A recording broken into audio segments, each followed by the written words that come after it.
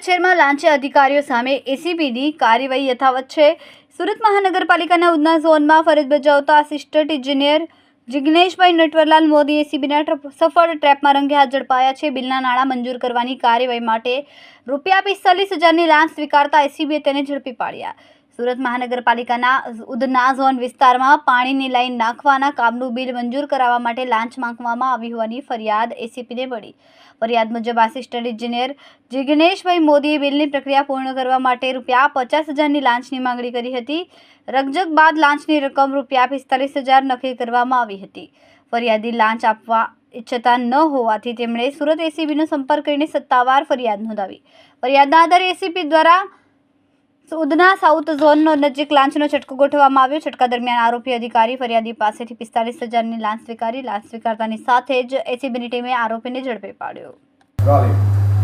ગત રોજ એસીબીમાં ફરિયાદ મળેલી ઉધના ઝોનમાં ફરજ બજાવતા આસિસ્ટન્ટ ઇજનેર જિગ્નેશ મોદી, જેઓએ ફરિયાદીને પોતાનું પાણી અને ગટરના જોડાણનું જે કામ હતું એના અવેજ પેટે ₹45,000ની લાંચની માગણી કરેલી। જે ₹45,000ની લાંચની તેઓએ સ્વીકાર કરતા પકડાઈ ગયેલા છે, જેઓ વિરુદ્ધ કાયદેસર કાર્યવાહી હાથ ધરી ઇન્વેસ્ટિગેશન ચાલુ છે।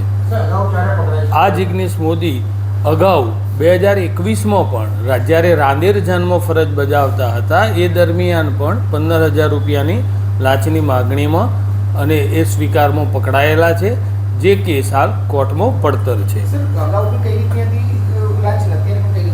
આ બંને જે લાંચ છે જે અગાઉ હતી એ પણ અને અત્યારની પણ એ પાણી અને ગટરનું જે જોડાણ હોય છે એનો જે કામો છે એ જ કામ રાંદેર ઝોનમાં પણ કરતા હતા અને અત્યારે ઉધના ઝોનમાં પણ કરતા હતા।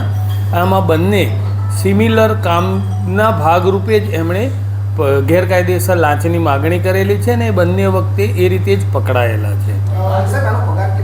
આ જિગ્નેશ મોદી એ એમનો હાલનો પગાર છે ₹1,70,000 અને તેઓ લગભગ 2028માં વયનિવૃત્ત